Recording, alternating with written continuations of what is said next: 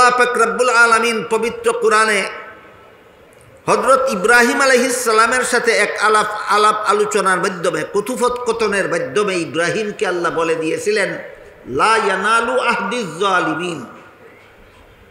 এর অর্থ হলো গুনাহগারদেরকে আমি নবী বানাই না।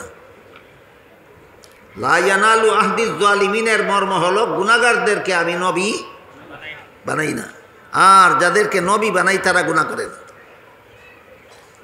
বলুন তো আল্লাহর এই নীতিটা কি এক দুইজন নবীর বেলায় না সমস্ত নবীগণের বেলায়?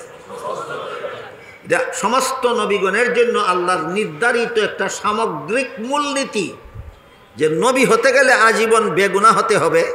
আজীবন যারা বেগুনাহ নয় এরা আর যাই কিছু হোক নবী হতে পারবে না। কিন্তু আমাদের বর্তমান সমাজে এমন মুসলমানের অভাব নাই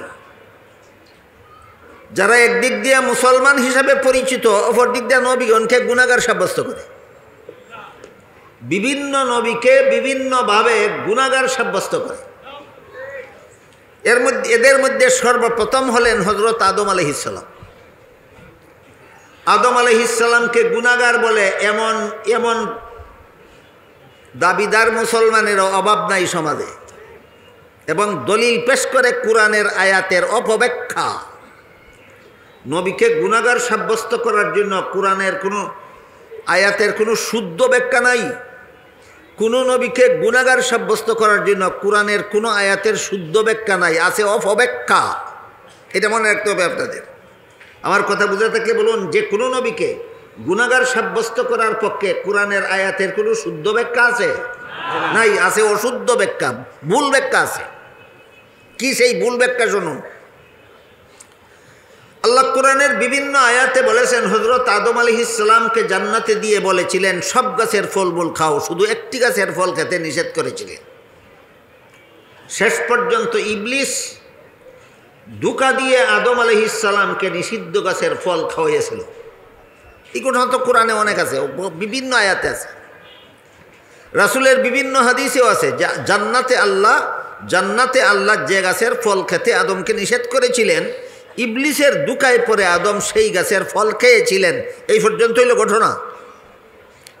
এটাকে যদি আপনি মন গড়াভাবে ব্যাখ্যা করেন, ব্যাখ্যাটা হবে এভাবে, মন গড়া ব্যাখ্যাটা হবে এভাবে যে আল্লাহর আদেশ নিষেধ লঙ্ঘন করার নাম ওই গুনাহ, আর আদম তো লঙ্ঘন করলেনই, সুতরাং আদম নিশ্চিত গুনাহগার। এটা হইল মন গড়া ব্যাখ্যা। কেমন ব্যাখ্যা? মন গড়া ব্যাখ্যা, এটা শুদ্ধ ব্যাখ্যা নয়, ভুল ব্যাখ্যা।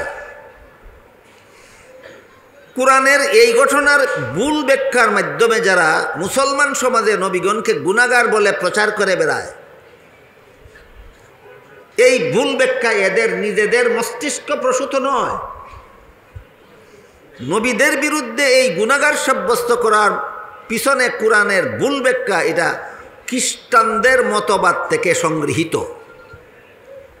নবীগণকে গুনাহগার মনে করা মুসলমানি আকীদা বিশ্বাস নয়, খ্রিস্টানি আকীদা বিশ্বাস। কিভাবে খ্রিস্টানি আকীদা বিশ্বাস এবার সেটা শুনুন। খ্রিস্টানেরা বাংলাদেশের মুসলমানদেরকে খ্রিস্টান বানাবার জন্য খ্রিস্টানদের একটা সংগঠন বাংলাদেশের স্বাধীনতার সূচনাকাল থেকে কাজ করে যাচ্ছে। খ্রিস্টানদের সেই সংগঠনটার নাম হলো খ্রিস্টান মিশনারি বাংলাদেশ। এই খ্রিস্টান মিশনারি বাংলাদেশের পক্ষ থেকে মুসলমান সমাজে খ্রিস্ট ধর্ম প্রচারের জন্য যে সমস্ত বই পুস্তক প্রকাশিত হয়েছে, তার মধ্যে তাদের লিখিত একটা বইয়ের নাম কোরআনের আলোকে বেহেশতে যাওয়ার পথ। নামটার মধ্যে এমন একটা বাটপারি, নামটা দেখলেই যেন কোনো মুসলমান এটা খ্রিস্টানের লেখা বই কল্পনাও না করে। কারণ কোরআনের আলো খ্রিস্টান জানবে কোথার থেকে মুসলমান আলেম ছাড়া। বেহেশতে যাওয়ার পথ খ্রিস্টানরা বুঝবে কোথার থেকে মুসলমান আলেম ছাড়া। কাজে বইয়ের নামটা দেখলেই যে কোনো সাধারণ মুসলমান মনে করবে এটা কোনো ভালো আলেমের লেখা, তাই মনে করে এটা পড়া শুরু করে। আসলে এটা কোনো মুসলমানের লেখা নয়, এটা খ্রিস্টানদের লেখা বই, কোরআনের আলোকে বেহেশতে যাওয়ার। সেই বইয়ে খ্রিস্টানেরা লিখেছে প্রথম মানুষ আদম, প্রথম পাপিষ্ট। প্রথম মানুষ আদম, শুধু প্রথম মানুষ না প্রথম নবীও? আপনারা কি জানেন? আদম শুধু প্রথম মানুষ না প্রথম নবীও? ইনি প্রথম পাপিষ্ট। কি ছিল তার পাপ? কোরআনের আয়াত দিয়া দলিল পেশ করেছে আর লিখেছে জান্নাতে নিষিদ্ধ গাছের ফল খাওয়া ছিল আদমের পাপ। তাহলে জান্নাতে নিষিদ্ধ গাছের ফল খাওয়াটা আদমের পাপ ছিল।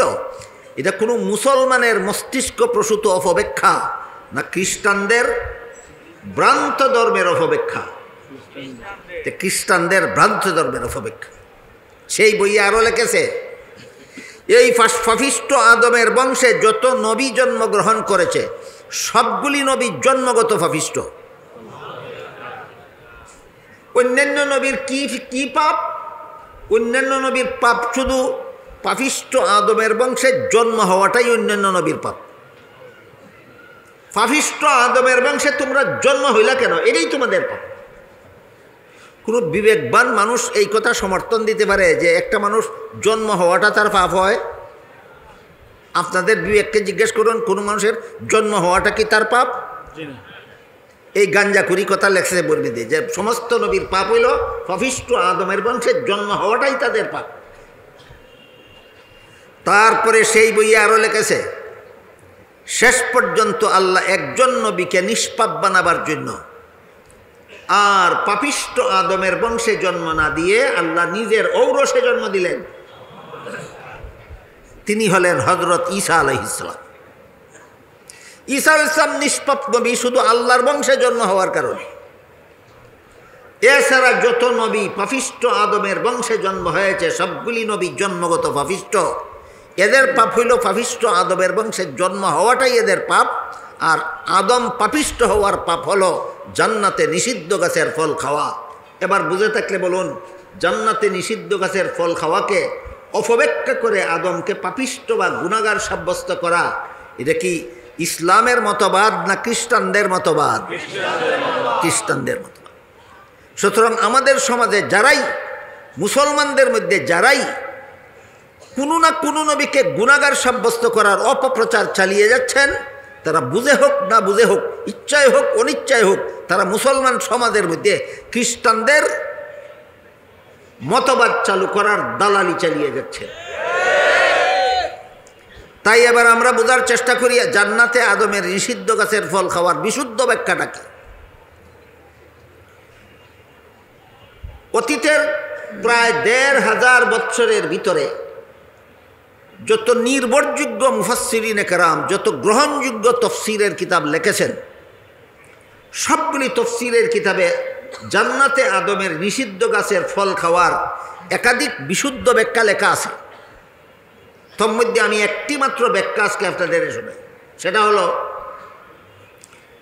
মানুষের কোনো কাজের দ্বারা সওয়াব হয় অথবা কোনো কাজের দ্বারা গুনাহ হয়, এটা দুনিয়ার জীবনের বৈশিষ্ট্য।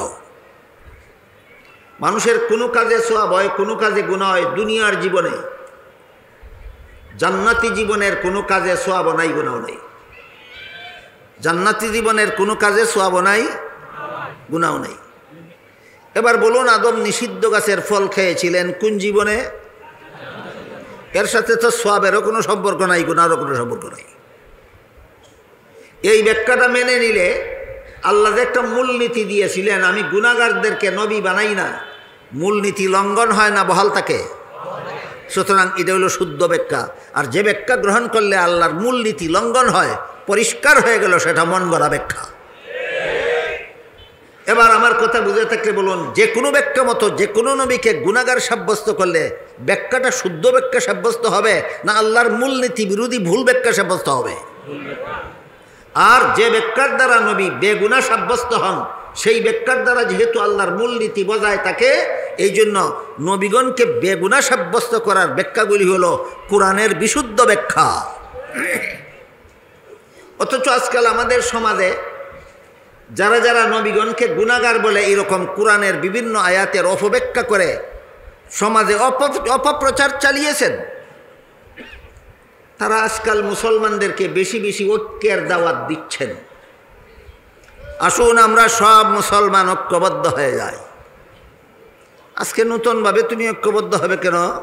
১৫০০ বছর আগে আল্লাহ কোরআনে বলে দিয়েছেন, ওয়াতাসিমু বিহাবলিল্লাহি জামিআন ওয়া লা তাফাররাকু। হে মুমিন মুসলমানেরা, এখানে আল্লাহ মুমিনদের সম্বোধন করেছে। মুমিন মুসলমানদের সম্বোধন করে বলেছেন, তোমরা আল্লাহর দ্বীনকে শক্তভাবে ধারণ করার মাধ্যমে ঐক্যবদ্ধ হও। ঐক্যের দাওয়াত আজকে নূতনভাবে